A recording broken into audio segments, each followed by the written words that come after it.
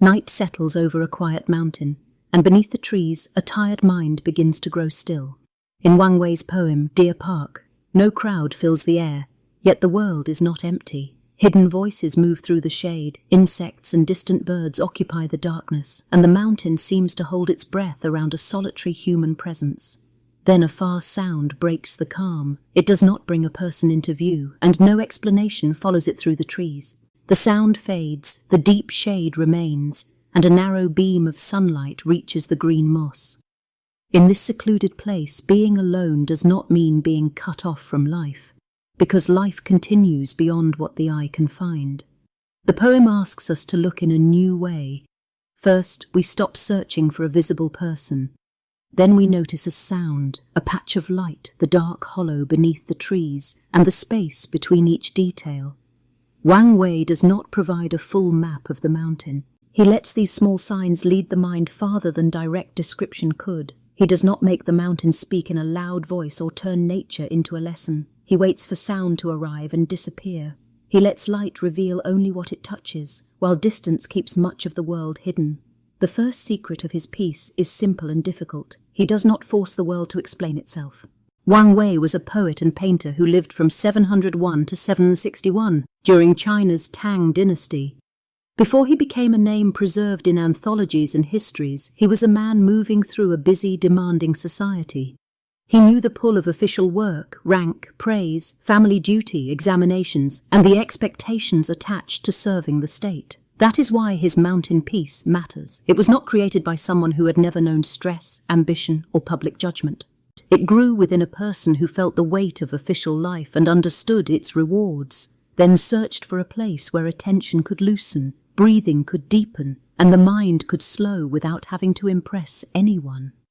Wang Wei lived in ancient China during the Tang Dynasty, a period shaped by imperial courts, government offices, education, poetry, and strict ideas about rank. A person's position could influence where he travelled, whom he met, what clothing he wore, and which duties followed him. Social order was not distant theory. It shaped ordinary movement and daily choices. This world pressed close around him.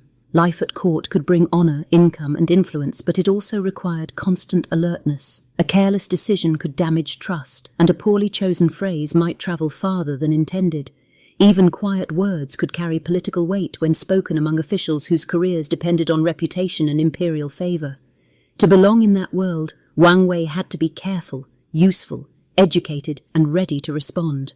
He could not always display what he felt, especially when private emotion might conflict with public duty. The need to satisfy employers, colleagues, relatives, and social expectations could settle inside the heart like a stone, heavy enough to remain unnoticed until silence finally made it felt. Many people recognize that pressure far from any imperial court. It appears when every choice seems watched, when work follows you home through unfinished tasks, or when silence feels safer than an honest answer.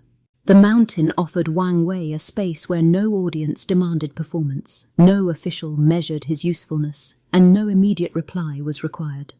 Public life made distance feel necessary.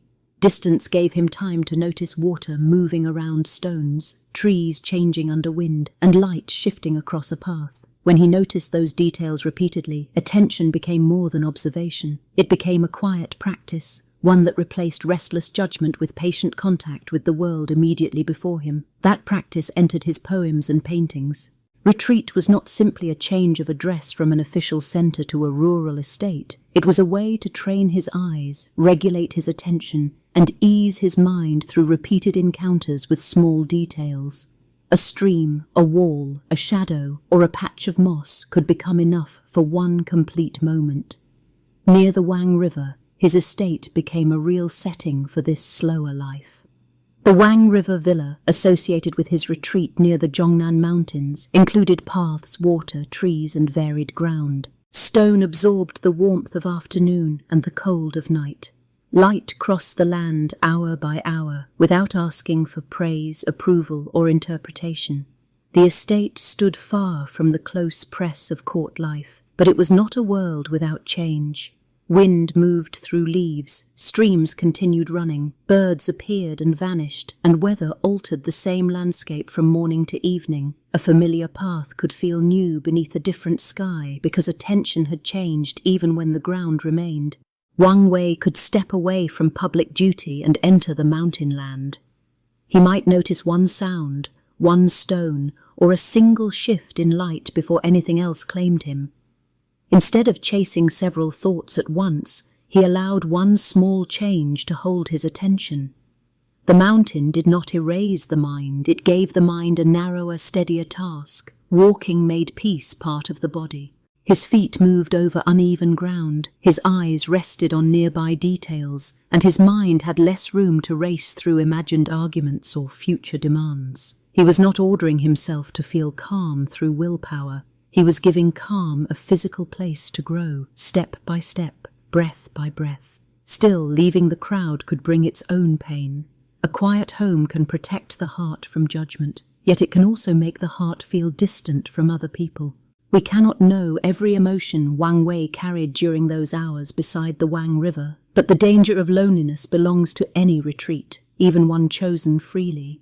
His peace was not perfect, and it was not free. It came with silence, distance, reduced contact, and the difficult task of meeting his own thoughts without distraction. That cost prevents the mountain from becoming a simple escape story. The quiet feels human because it contains relief and separation together, shelter and uncertainty, beauty and the possibility of loneliness. Wang Wei, who lived from 701 to 761 during the Tang Dynasty, turns a private feeling into landscape poetry. He lets mountains, water, trees and changing light carry emotion instead of naming every feeling directly. Pressure begins inside his mind, but his attention moves outward toward one precise thing, such as a stream, a ridge, or a patch of evening brightness that can hold what words cannot. He does not say only that he is sad, tired, or lost. He may give us a cold stream running beneath a bridge, a distant hill fading into mist, or a beam of light resting on pale stone. The feeling leaves the private chamber of the heart and enters the physical world, where it becomes quieter, more definite, and easier for the reader to approach. This is where his poetry meets his art. Later tradition often associated Wang Wei with both painting and verse, and his poems are frequently described as painting made from words. He looks at a place through shape, distance, shade, and light, much as an artist studies ink across silk. He does not hurry past the scene or explain it from above. He stays close to its arrangement. That way of looking can change the weight inside a person. A mind that feels sealed shut may discover a little room in the breadth of a mountain valley. A heart crowded with noise may rest beside one dark tree, a thin line of water, and a clear opening in the sky. The landscape does not solve the trouble, but it gives the trouble a larger setting and a less violent rhythm. His method is simple, though its simplicity is carefully made. One detail gives the mind a place to stand, perhaps a rock beside a stream or a house beyond the trees. A second detail adds distance, direction, or movement, such as a bird crossing the valley. Then a pause lets the reader remain there long enough for perception to deepen before interpretation begins. Wang Wei does not fill every corner with words. The open space matters as much as the named objects, especially in poems shaped by short lines and sudden shifts of attention. Silence gives the mind time to breathe, while the unspoken parts of the scene retain their own life. The poem does not close the landscape inside a complete explanation. It leaves a path into what cannot be fully said. The mountains are not a pretty wall behind Wang Wei's life. They alter the speed of his thoughts. Water keeps moving without asking permission, light changes across rock without offering a reason, and moss spreads in places untouched by human ambition. In the mountain retreat associated with his Wangchuan poems, nature is not decoration. It is an independent presence that resists being arranged for human comfort. In such a place, even a small change can feel sufficient. A cloud passes over a stone and briefly cools its surface. A bird moves behind bamboo, heard more clearly than seen. A pool darkens as the sun lowers. The world makes no attempt to impress him, yet these modest events keep drawing attention back. because they continue whether or not anyone is watching. The land trains attention step by step. First, he hears water moving over a rough bed. Then he sees where the light falls between branches or across a wall. He notices the difference between open air and shade, between a distant ridge and the ground beneath his feet. When his mind wanders toward memory or fear, one concrete sensation brings it back. This resembles a quiet practice of the mind, but it does not mean that every walk made Wang Wei calm or that every sorrow disappeared. His life included political service, periods of danger, and the disruptions of the An Lushan rebellion in the 8th century. The point is more modest and more durable. The world offered him a way to begin again through one clear detail. Chan Buddhism enters this story through direct attention. Chan, known in China as a tradition emphasizing immediate experience, teaches that a person can return to what is happening now instead of chasing every thought that passes through the mind. The teaching sounds plain, but attention is difficult when grief, ambition, memory, and fear compete for the same inner space. A hidden sound can be enough. So can a small act, such as stepping onto a narrow path, touching a railing damp with evening air, or watching sunlight fade from an old wall.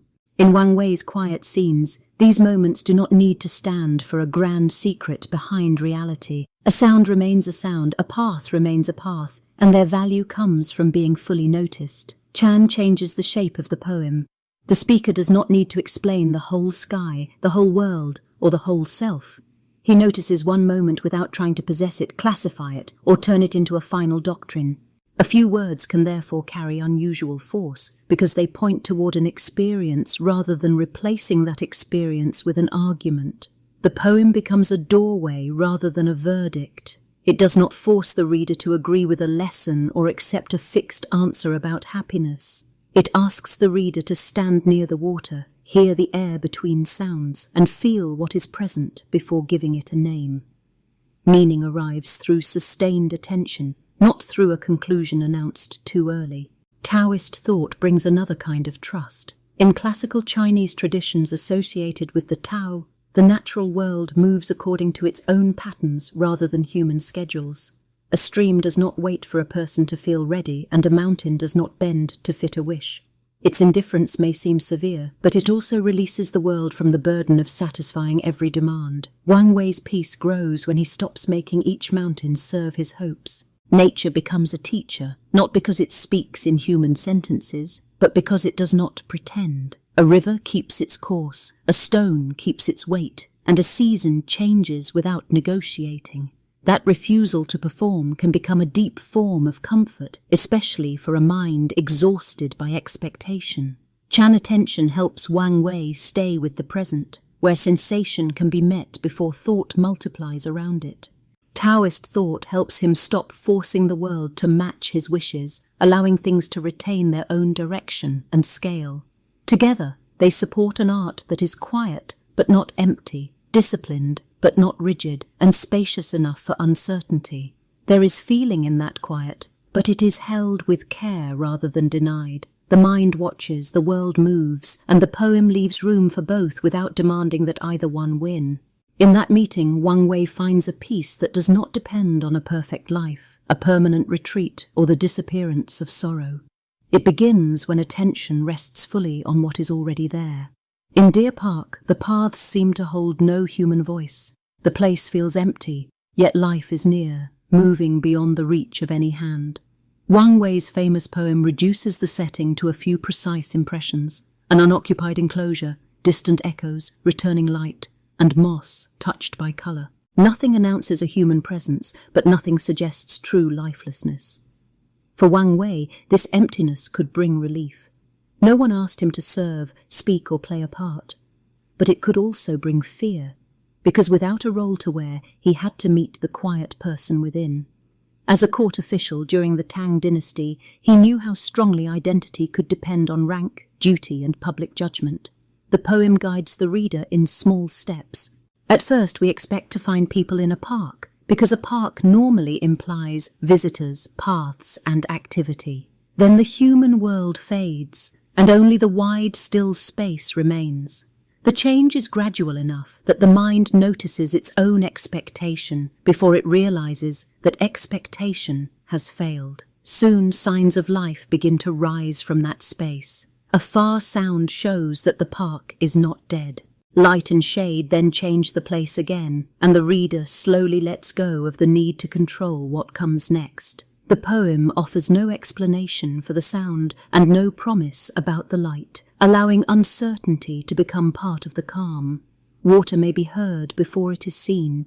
A faint stir far down the slope can pass through the still air and reach the waiting ear.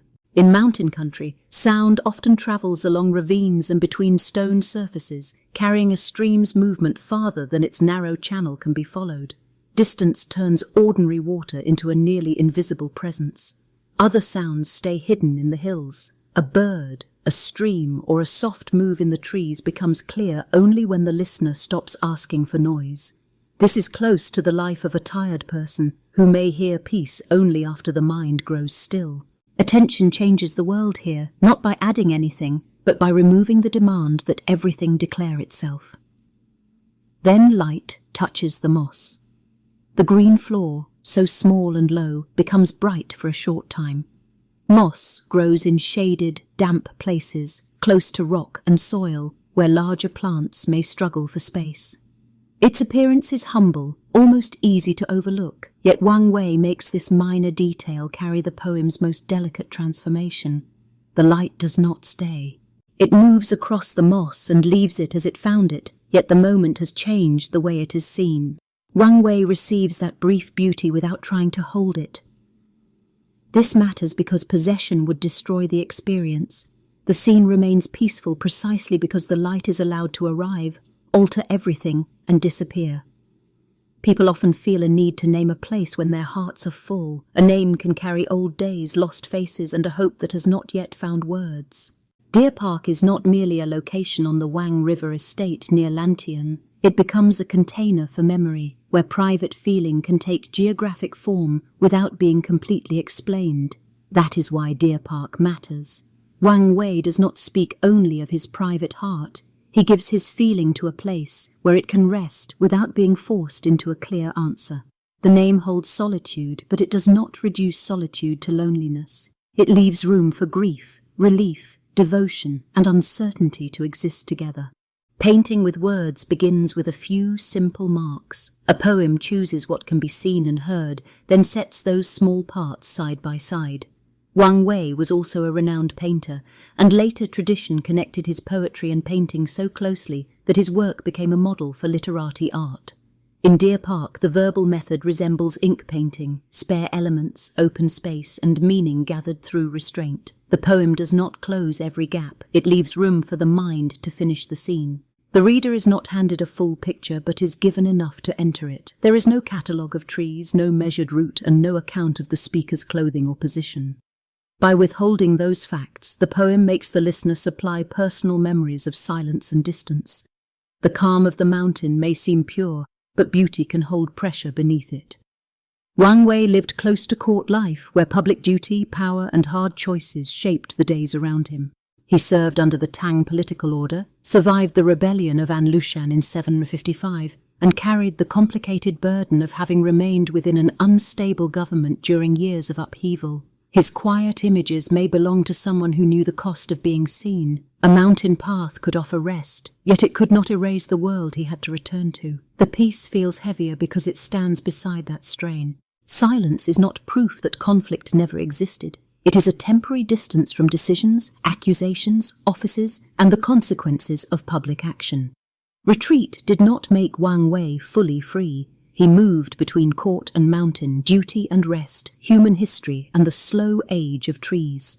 His estate in the Wang River Valley was connected to cultivated land, household life, travel, and the social world, not sealed away from it. Even withdrawal required resources, maintenance, and a continuing relationship with society. This tension gives the quiet its truth. He did not pretend that the world had vanished. He found a place where its loud demands could grow faint for a while. The mountain offered proportion rather than escape. Human urgency became one small force within a larger landscape shaped by seasons, weather, flowing water, and trees that outlasted individual careers. The Wang River estate was not a magic cure. It was a place he could return to in thought, in work, and in memory.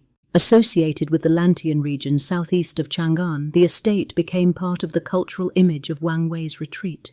Its importance came not from removing difficulty, but from giving difficulty a setting where it could be observed without immediately taking command. Each return carried the noise of the world outside. Yet a known path can bring relief after a long day. Step by step, the heart remembers where it can rest. That memory is the deepest secret of Wang Wei's mountain peace. Not permanent escape, but repeated reorientation.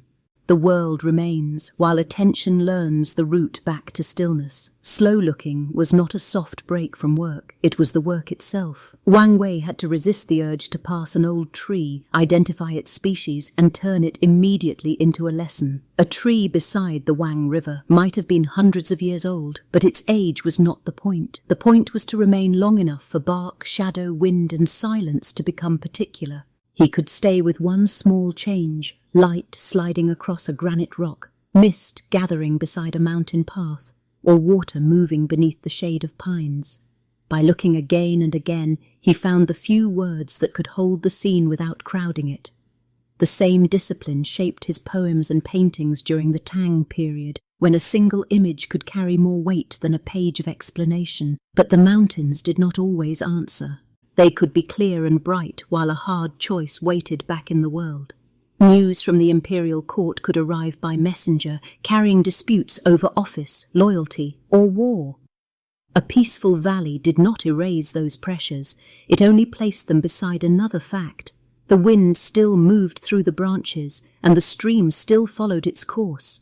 A mountain could not explain court fights, grief, or the fear of choosing wrong. It could not tell Wang Wei whether he should stay, leave, speak, or remain still when political danger tightened around him. His peace was not a reliable map. It was the calm of standing near a question without forcing an answer, allowing uncertainty to remain visible instead of disguising it as certainty. In his poems, what was missing could still be felt. A person might be gone from a courtyard, a friend might have departed along a western road, and a path might remain empty after footsteps disappeared. A far voice might never reach the room. In Tang poetry, absence was not merely a blank space. It could become the central presence, measured by distance, waiting, and the objects left behind. He did not cover that loss with easy words. Instead, he let the space around it grow clear. The empty path, the wide sky, and the quiet stream made absence feel close, as if the missing thing had left a shape in the air.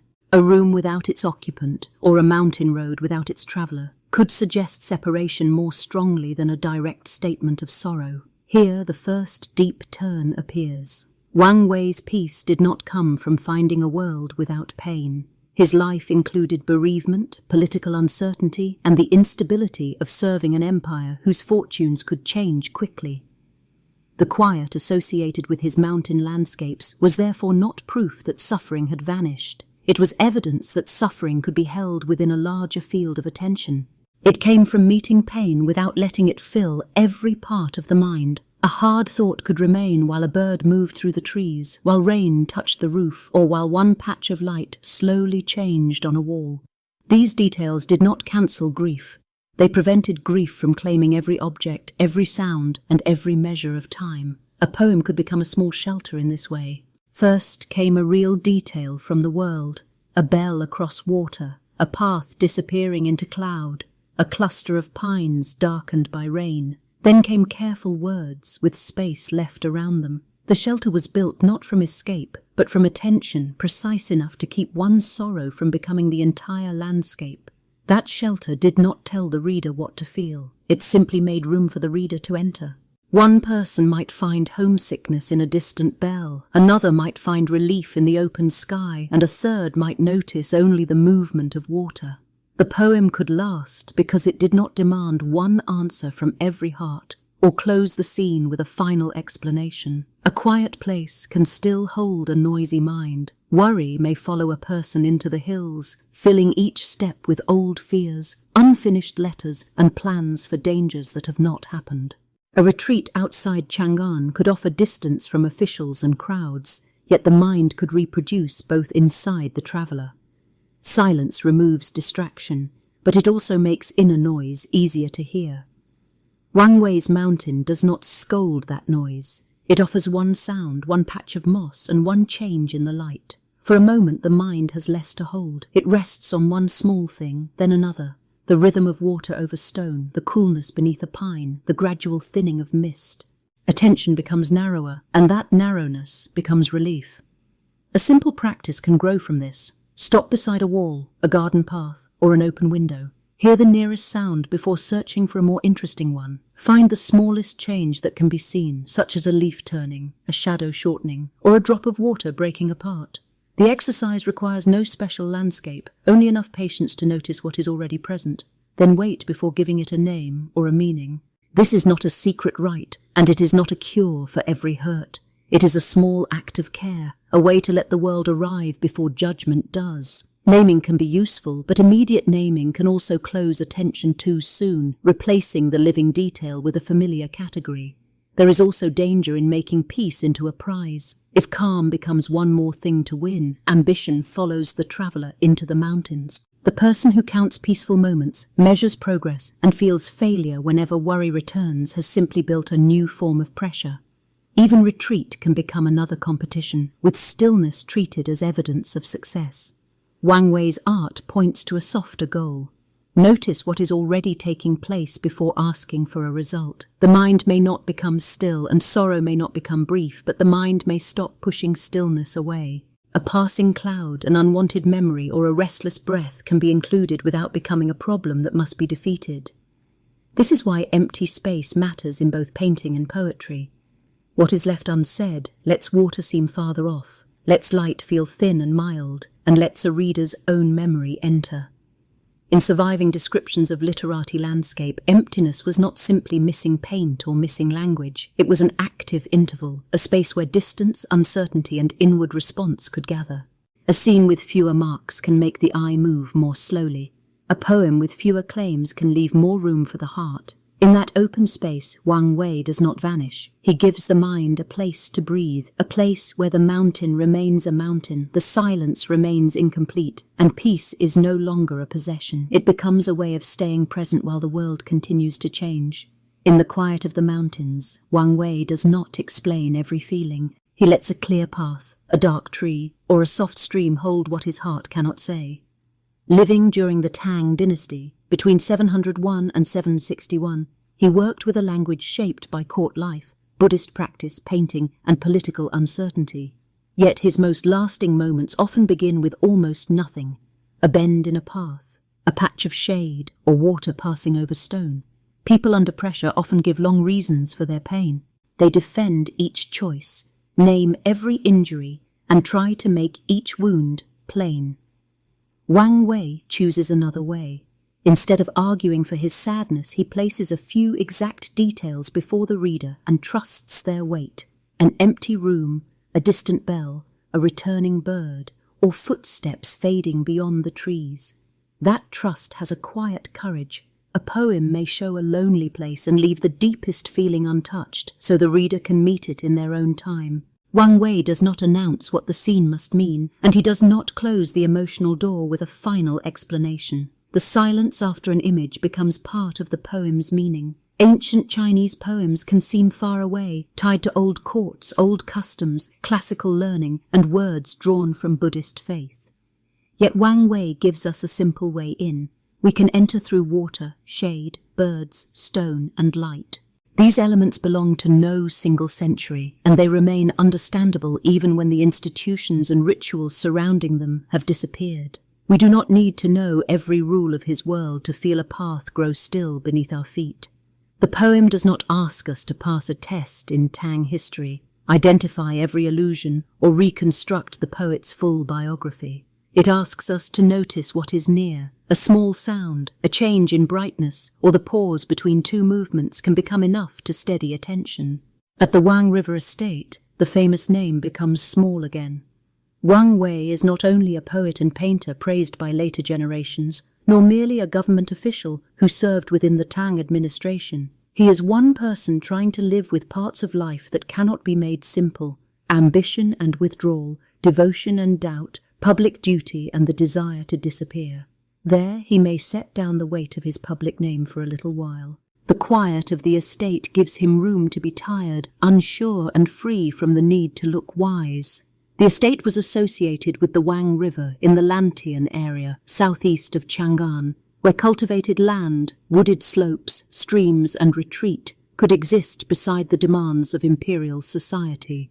Across his work, the same small parts of nature return. Water brings motion without haste, whether it slips through a ravine or gathers in a quiet pool. Moss shows time without a clock, spreading over surfaces that people rarely disturb. Light changes the world without making a loud sound, appearing through leaves, touching walls and fading before anyone can hold it. These images do not carry one fixed meaning. Water may feel like change, loss or rest, while moss may call up age, patience or simple life. Light can suggest revelation one moment and disappearance the next. Their power comes from leaving room for more than one truth, allowing a single natural detail to remain concrete while its emotional meaning continues to move. The mountain moves by a slower rule than the court. A message must be answered, a role must be played, and one choice may feel risky when officials, family obligations, and imperial expectations are involved. The stream keeps its own pace. It continues downhill whether a document is approved, a reputation changes, or a person spends the day waiting for news. That difference gives the peace its force. Wang Wei knows that worry can press hard against a person, yet the mountain does not rush to match it. A political crisis may unfold in a capital hundreds of miles away, but rain still gathers on leaves, stones remain in the riverbed, and evening still arrives according to the movement of the sun. Nature in his poems is strong because it does not perform for him. The water does not turn wise on command, and the light does not wait for the perfect thought. A bird may call and vanish without delivering a message. A forest may remain beautiful without offering comfort. Its indifference can feel severe, but that severity also frees the scene from becoming a mere mirror of human wishes. His task is simpler. He receives what appears, stays with it for a while, and lets it pass. In that act he learns from a world that asks for no praise. This is close to the discipline associated with Chan, or Chinese meditation practice, where attention returns to immediate experience instead of chasing every thought toward a conclusion. Stillness is not pure comfort. A quiet place can make old grief easier to see, like a dark mark in clear water. When noise falls away, memory may become more distinct rather than less. The empty interval after a sound, the coldness of evening, or the absence of another person can reveal what busyness had temporarily concealed. Wang Wei's mountains do not erase sorrow. They give it a shape that feels less wild, less sharp, and less alone. A grief placed beside a stream is still grief, but it now has boundaries. A season, a distance, a patch of earth, a period of silence. The landscape does not solve the wound. It keeps the wound from becoming the entire horizon. Pain may arrive, and the mind may build a long tale around it. Careful attention can break that tale for one small moment. Water is moving. Light is changing. The body is still breathing. These facts do not contradict suffering, but they prevent suffering from becoming the only fact available to consciousness. This is not a promise that pain will end. It is only a way to make space for one more fact, so sorrow does not fill the whole world. The method is modest and repeatable. Notice the sound nearest to you. Feel the ground beneath your feet. Recognize the next change in light, and allow experience to remain unfinished instead of forcing it into a final judgment. Wang Wei's retreat is not just a flight from people, it is also a return to a fuller self, a self not held inside court work, public judgment, or success. In the mountain estate, withdrawal becomes a form of attention. He can still remember the capital, political danger, and human loss, but he is no longer required to measure his worth by rank, recognition, or the next command from the court. The peace of the Wang River estate was not meant to keep Wang Wei hidden forever. He lived during the Tang Dynasty from 701 to 761, and his life included court service, political danger, and periods of withdrawal near Lantian. The estate offered a slower way to see, one he could carry back into the demanding world. Beyond the trees waited court work, rank, rules, and the noise of other people's needs. Officials measured status through appointments, ceremonies, documents, and access to the emperor. The mountain did not erase that life. It helped Wang Wei return to it with senses still open to a small sound, a patch of shade, or a change in the air. That is why the peace in Deer Park feels timeless. The poem belongs to the Wang River sequence, traditionally associated with the retreat near Lantian, yet its quiet does not depend on knowing every detail of Tang geography. The court of those years is gone, but a tired person still needs to stop and listen. The worries may change their shape. They may arrive through work, illness, loss, fear, debt, or a mind that will not rest. Yet the body still knows the need for quiet, and the heart still knows what it means to feel less split inside. The circumstances change across centuries, while that inward pressure remains recognizable. The poem crosses time through its simple path. It leads each reader from sound to hidden space, to light that shifts across the world. That movement is modest, but carefully ordered. Nothing is explained in the language of argument. Instead, attention travels step by step, and the sequence itself becomes a form of understanding. A reader from long ago may bring grief from war, bereavement, or exile. A reader now may bring stress, shame, exhaustion, or a crowded mind shaped by constant messages. The poem does not give one old answer to all of them. It gives each person room to meet the quiet in a new way. Still, Wang Wei remains partly unknown to us. Records preserve his name as a poet, painter, and Tang official, while the words that survived cannot show every fear he carried at the estate. They cannot prove every reason he chose silence, retreat, or a particular image. Biography gives context, but never complete access. That gap should not be filled with guesses. We can feel the care in his work without claiming to know every wound behind it. The unknown leaves a soft space around the poet, and that space is part of his human truth. A poem can be precise about water and light while remaining private about the person who noticed them. To read Wang Wei with care is to separate what the poem shows from what we bring to it. The water, moss, shade, and distant hills belong to the poem itself, as do its sequence, restraint, and absence of explanation. Our memories may deepen the response, but they should not be mistaken for historical evidence. The private pain behind those things may stay out of reach. That is not a failure. It is a form of respect, letting the work speak clearly without forcing it to confess. When every natural detail is turned into a coded biography, the landscape becomes smaller, and the poem loses the freedom that gives its silence power. Peace also lives in the body. A person must walk, stop, hear, look and breathe before the mind can settle. This is not an abstract spiritual claim. It is a sequence of physical acts, repeated over distance and time, until attention shifts away from constant judgment and begins registering what is actually present. A tired body may find a small opening when it rests on one real sound. Water moves over stone, creating a rhythm that does not demand interpretation. A bird calls far away, then disappears into distance. Breath enters, leaves, and returns without being told. The mind may wander, but the body keeps offering a point of return. A step can become a small unit of this practice. One step leaves the court behind, even if only for a moment. The next brings the body toward the mountain. Distance matters because movement changes the pace of thought. The road does not solve a problem, but it interrupts the habit of circling the same thought. Another step reveals water or shade. Then a pause lets the mind catch up with the body. In a retreat such as Wang Wei's estate, ordinary actions could become repeated thresholds, leaving a room, crossing a path, stopping beside a stream, and listening before moving on. His secret is not one great escape, but many small acts of notice. Yet a change of place does not change a person at once. Wang Wei could carry court worry into the hills, just as anyone can carry fear into a quiet room. Silence may expose thoughts that noise had covered. Withdrawal can remove distractions without removing grief, ambition, regret, or the pressure of unfinished obligations. The deep turn comes when escape proves too weak. In the mountain, he may have found that he could not run from himself, but he could meet himself with less noise. That distinction matters.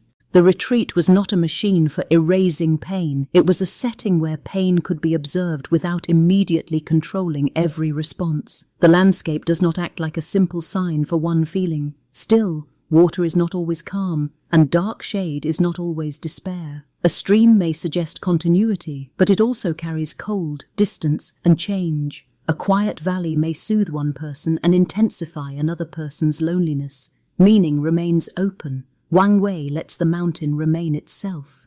In that open space, a reader's own feelings may rise, change, and pass, while the water keeps moving and the hills keep their quiet form. That may be the lasting secret. Peace is not the removal of every disturbance, but a steadier relationship with whatever disturbance remains. In Wang Wei's quiet world, the painter and the poet seem to share one deep wound. Born around 701 and active during the Tang Dynasty, he lived inside a system of court appointments, family obligations, political danger, and religious uncertainty. Rank could bring security, yet rebellion, imprisonment, and sudden loss could change a life without warning. He found two ways to make that crowded life quiet enough to see. Painting helped him shape open space. Poetry helped him shape the way a person looks and listens. In both, he could approach pain without naming it loudly. A distant mountain, a dark bank of moss, or a sound travelling through an empty valley could carry what the heart was not ready to confess. His art did not erase suffering. It gave suffering somewhere to rest. This is why his calm has such power. When he gives fewer answers, the reader must slow down and supply less of the usual noise. When attention slows, small things begin to grow clear. The distance between trees, the delay after a sound, the way emptiness becomes part of what is seen. Stillness becomes an active form of perception. A faint bird call matters more because almost nothing competes with it.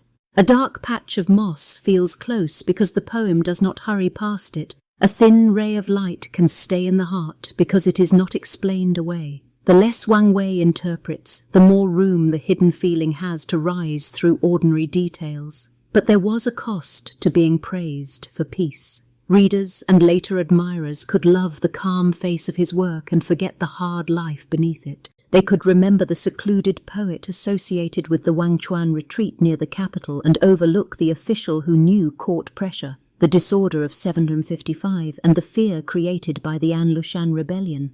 Both truths must stay together. Wang Wei's peace was real, but it was not proof that he had never hurt. Historical records place him within the instability of the mid-8th century Tang world, and his poems repeatedly return to distance, departure, silence, and solitude. In some ways, the beauty came from pain he had learned to carry with care rather than display as spectacle. This is how a person can become a legend. A full life is cut down to a few clean images, the refined official, the Buddhist-minded recluse, the painter of mist and distant peaks. A retreat becomes a pose that lasts forever. Doubt is pushed aside, inconvenient decisions disappear, and a complicated human being is replaced by a simple story of perfect serenity. Yet Wang Wei's timelessness does not come from having a perfect life. It comes from leaving signs of the real one. His poems still feel alive because they do not force pain to wear a clear name, and because surviving copies preserve an unusual tension between public duty and private withdrawal. The uncertainty is not a flaw in the work, it is part of its truth. His peace is not control over the hills, the court, or even his own heart. It is the release of the demand that every part of life must explain itself before he can remain present. In a culture shaped by examination, office, reputation, and ritual obligation, that release was quietly radical. Attention could exist before judgment, and experience could remain unfinished. That truth can hurt. We often want a reason before we rest. We want the past to make sense, the future to feel safe, and every loss to teach us why it came. Wang Wei suggests that peace may begin when we stop asking life to finish its answer. The unanswered question remains, but it no longer occupies every part of the mind. In the landscape, surrender is simple. Water is allowed to remain water. Moss is allowed to remain moss.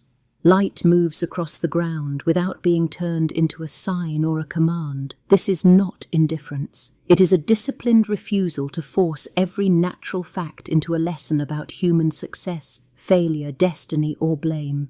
Wang Wei looks instead of grabs. He receives what is there, then lets it pass without trying to possess it through explanation. Again and again, this small choice gives his poems their calm. The Chinese tradition later praised his ability to join poetry and painting, yet the deeper achievement is attentional. He notices without converting every moment into an argument. The same struggle lives in ordinary days. A person may check for a message dozens of times, replay a mistake from the morning commute, fear an answer from a doctor or an employer, or wish to be understood by someone who remains emotionally far away. The mind reaches forward, backward and outward, rarely staying with the ground beneath the present moment. The mountain does not laugh at these fears, it offers a small break from them. For one breath the listener can feel the firmness of the ground, hear a sound without chasing its source, and let the next moment arrive on its own. Nothing has been solved, and no promise has been made, yet the nervous system has been given a brief interval without pursuit. A poem like Deer Park can become a doorway into close noticing. Its compact lines clear away noise, offer a few precise details and refuse to end with an order. The reader crosses from restless thought into the world as it is, moving through sound, distance and absence rather than through a conclusion imposed from outside. The doorway is made of very small things, a hidden sound, a patch of shade, a place where light touches stone. These details do not demand that we become new people, abandon responsibility, or imitate a hermit. We only begin by seeing what was already near, including the sensations that anxiety had covered with constant mental noise. This is the courage to remain small. Wang Wei gives care to moss, far water, empty spaces, and sounds that may be missed. In a world built on court rank, examination success, inherited status, and public worth, he honours what does not ask to be praised. His scale of value quietly opposes the scale of power. The deep truth is gentle. A life does not need to look grand to hold meaning. Sometimes a tired person, standing still beside a quiet path after a day of duty and worry, has already found the first step toward peace. Not because the world has become harmless, but because attention has returned to what is present, tangible and still. A small detail can slow the eye.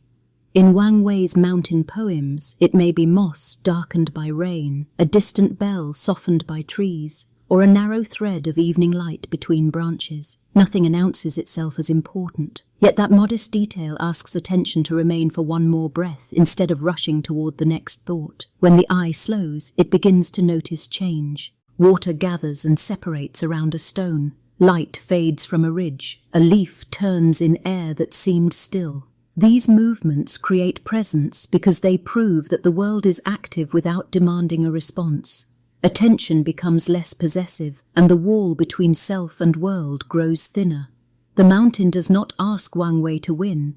It does not ask him to rise in rank, defeat a rival, justify a political decision, or explain why a court appointment has failed. Stone, water, pine, and mist have no office to offer, and no judgment to pronounce. Their silence removes the contest that public life keeps renewing. It receives him before achievement. Among the trees of Wangchuan, the estate associated with his retreat near the capital, he does not need to prove that he is wise, useful, or strong. He can sit, walk, listen, and remain unremarkable. The value of the hour does not depend on an audience recording what he has done. That is hard for a tired heart to trust.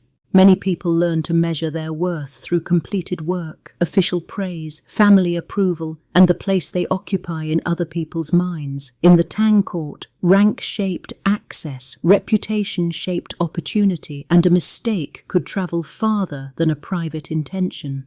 Wang Wei's practice loosens that grip. At court, a person could be identified by surname, title, and appointment. In the mountains, he begins with the simpler act of seeing what is already there. A sound arrives before interpretation. A patch of shade exists before it becomes a symbol.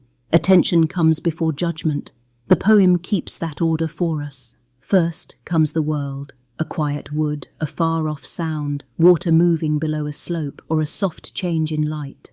Only afterward do we ask what these things mean. That sequence matters because it delays the mind's habit of turning every sensation into evidence about the self. For a while, Wang Wei can live without being watched. He can listen without turning the moment into a performance or converting solitude into a public pose. He can sit beside water, notice cooler air descending from the hills, and let an hour pass without praise, explanation, or measurable result. The unrecorded moment becomes complete. There is a tender peace in doing one small thing that no one will honor. A person may watch a shadow cross a wall, hear a bird call from beyond the house, or feel one breath reach its end. No accomplishment follows. Nothing is gained in the usual sense, but the mind stops demanding that every instant provide proof of value. Wang Wei sought a private place, yet his careful words carried that place far beyond his own life. He lived from 701 to 761 during the Tang Dynasty, but readers centuries later still encounter his mountains through spare lines about sound, distance, and light. The quiet of retreat entered the long stream of Chinese literary memory. His poems did not keep the mountain locked away. They opened a path to it. What began as a private pause at Wangchuan became an offering to readers who had never seen his valley, touched its stones, or heard its streams. Through compressed language, an inaccessible landscape became an inward place that could be entered through attention. This is the human mystery of making beauty from pressure. We cannot know every hard thought Wang Wei carried, or every step he took before a poem became clear. His career included government service, withdrawal, return, and the unstable demands of life near power. The finished lines preserve none of that as a confession, yet its pressure remains around them. Still, the finished work shows care. The mountains may not have removed his pain, and the poems do not claim that they did. They may have given pain more room so it no longer had to speak as a cry. Within a measured image, distress could become distance, rhythm, and a form that another person could endure. Perhaps that was the work. Public strain awakened the need for retreat. The Wangchuan estate gave him repeated contact with fields, streams, paths, and changing weather. Chan, a quiet form of Buddhist practice, held his mind near the immediate moment, where a sound could be heard before it was judged, and a thought could pass without command. Taoist trust taught him not to force each moment into a plan or conclusion. His poems and paintings then joined the seen and the felt, allowing a physical detail to carry emotional depth without announcing a lesson. A little sound could hold a wide world because the listener was no longer trying to possess or explain it. Wang Wei's peace did not come with a clean ending. His duties, fears, political uncertainties, and lonely thoughts did not vanish like mist beneath the sun. Retirement was never a permanent escape from history, and even a secluded estate remained connected to family, government, illness, and death. The mountain offered intervals, not immunity. That makes the calm feel true. A person may still have questions, unfinished obligations, and private grief, yet find a moment in which life does not need to be fixed. The moment may last only as long as a bell's fading resonance or a breath beside running water, but its small scale does not make it false. You do not need to copy Wang Wei's life to carry one part of the mountain into your own day. Before reaching for a device, pause and hear the nearest sound. Notice whether it changes. Let one ordinary detail remain ordinary for a while. In that brief practice, attention returns before the demand to perform. A mountain peace can begin in a small place. A window may hold a square of sky, a stairway may grow quiet between two busy rooms, and one green plant may ask for nothing but a little care. Even 30 seconds beside that window can interrupt the chain of messages, errands, and remembered arguments that fills an ordinary day. You do not need Wang Wei's old mountain home to take the first step. A quiet street, a patch of grass or light resting on a wall can bring the mind back to where the body is. Modern life does not need to become ancient. One small act of notice is enough, especially when attention has been scattered since morning. To read Deer Park slowly, begin with the place. Read the poem once and let the empty hill, the deep woods, and the far sound take shape in your mind. Do not search immediately for biography or doctrine. Let the poem remain a location first, with distance, shadow, and space between each detail. Read it again for its sounds. Notice the hush, the echo, and the small signs of life. Then read it once more for what stays unsaid. Pause after each image instead of chasing a lesson. In that slow pause, the poem's quiet work begins, because attention starts measuring absence as carefully as it measures presence. For a person in grief, Deer Park offers no promise that loss will turn back. It does not say that the missing person will return or that pain has a simple reason.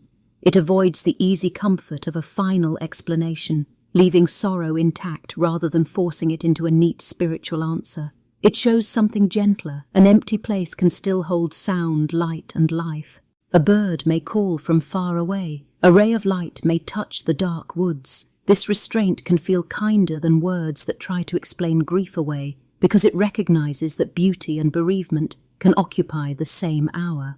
For an anxious reader, the poem can narrow the world without pretending to cure the mind. It moves attention away from every future fear and toward a few facts that are here now. A sound, a breath, a patch of light, a still room. The shift is modest, but it gives thought a smaller surface to cross. The problems do not vanish. Yet the mind is no longer asked to solve them all in one breath. For a moment, one thing can be enough. Then another thing can wait its turn. That sequence matters during an anxious afternoon when separating one immediate task from 10 imagined disasters can restore a little order. Deep attention has a price. When the mind grows still, buried tiredness may rise into view, along with pain that noise had kept hidden. A person who puts down a phone at midnight may discover not peace, but exhaustion, loneliness, or anger. Stillness does not manufacture those feelings. It makes them easier to notice. Wang Wei's example should not be made falsely bright. His courage is not that he found beauty and forgot the hard parts. It is that he looked at the mountain, the silence, and the difference between them without turning away. His poems hold composure and pressure together, rather than using calm to erase difficulty. Over time, this way of seeing left a lasting mark on Chinese poetry and painting. Wang Wei became known for joining quiet nature with deep feeling, and later readers kept returning to his short poems as a way to slow their own thoughts. The tradition linked his name with landscapes where emptiness carries as much weight as detail. That lasting result is simple but strong. A poem made in the Tang Age can still give a person a small place to rest. Its value is not locked inside the past. It keeps working in each new mind that reads it. A work composed more than 1,000 years ago can still alter a few minutes today. For families, students, and tired workers, the result may be small and private. A person reads a few lines before sleep, sets down a hard thought, and finds enough calm to face the next morning. A student may read between examinations, while a parent may return to the same lines after the house has finally gone quiet. No grand change needs to follow. One less rushed moment can alter the tone of a home. One quiet walk can make room for a kinder answer. The poem survives through such small acts, repeated across ordinary days, where patience is practiced not as an ideal, but as a different response to pressure. Wang Wei wrote in 8th century China during the Tang Age, when poetry was tied to court life, travel, friendship, and public duty. Records of his life show a man who served the state and also knew retreat, so his peaceful poems cannot be read as proof of a life free from strain. Official roles, political danger, and private loss remained part of his world. That changed an old idea about quiet art. Peace was not only for people who had escaped the world. It could also be made by someone who had duties, danger, and a place in public life. Wang Wei's mountain retreat therefore becomes more than an isolated refuge. It becomes a practice carried into the noise of responsibility. Still, the record cannot settle one question. When Wang Wei looked toward the hills, did he feel true rest, or was he shaping his pain into a form he could bear? The poems allow both possibilities. Their calm may record genuine stillness, deliberate discipline, or the careful construction of shelter from experiences that could not otherwise be controlled. We cannot hear the private thoughts behind each line. We have the poems, the old notes, and the traces of a life, but not the full truth of the person who made them. That uncertainty is part of their endurance. Each generation enters the silence with different wounds, and the mountain gives back no single, final answer. Wang Wei's mountain poems left a lasting mark on Chinese art, especially after his death in 761 during the Tang Dynasty. Painters and poets returned to the atmosphere associated with his Wangchuan retreat, seeking the same feeling through empty space, pale mist, distant paths, and tiny human figures separated from the world. The people who kept reading him did not always come to the hills in peace. Across the centuries, readers carried grief, illness, political defeat, family loss, or simple exhaustion.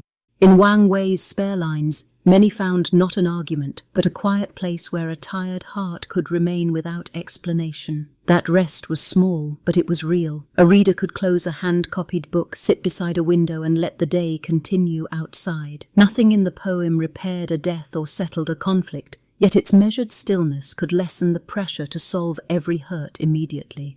His work also changed how people understood a mountain poem. It did not require a grand lesson, a dramatic event, or a loud ending. A narrow path, a stream-crossing stone, a bell carried from far away, or a patch of evening light could hold the poem's meaning. This change reached beyond one poet's life and beyond the Tang period. In later poems, ink paintings, garden designs, and collections of landscape theory, silence became part of the work itself. An untouched area was no longer merely unfinished. It could suggest distance, breath, weather, and thought. Yet the wider record cannot tell us whether Wang Wei himself felt the peace that later readers found in his lines. Historical accounts describe a court official, a Buddhist sympathizer, a painter, and a man who survived political danger. His poems show care and stillness, but they cannot fully open his private heart. The mountains remain quiet on that point. They preserve an image of a calm life connected with streams, forests, and retreat, while the man behind that image stays partly hidden. Even the famous association with Wang Chuan gives us a literary landscape more clearly than it gives us a complete account of his emotions. Still, his poems became part of the long record of Chinese culture. They were copied by hand, discussed in schools, collected by scholars, and echoed by painters from the Tang Dynasty onward. Through those repeated acts of preservation, the feeling Wang Wei shaped could pass from one reader, brush, or household to the next. For a grieving reader, that passing on can feel deeply human. A few old lines cannot remove the pain of losing a parent, friend, home, or future. They can, however, accompany one difficult evening, giving sorrow a measured form instead of leaving it shapeless and entirely alone. The act of reading becomes simple. One line is read, then read again, perhaps in a room where nothing else has changed. Gradually, the mind loosens its demand for a clear answer. The poem does not force a conclusion. It allows uncertainty to remain while attention settles on what is present. That quiet way of seeing later reached poets, painters, and teachers far beyond Wang Wei's own time. It helped make the mountain more than a location in nature. In Chinese cultural memory, the mountain became a space for thought, political withdrawal, spiritual practice, mourning, and the recovery of calm. The old idea of peace changed with it. Peace no longer had to mean a life without sorrow, danger, or duty.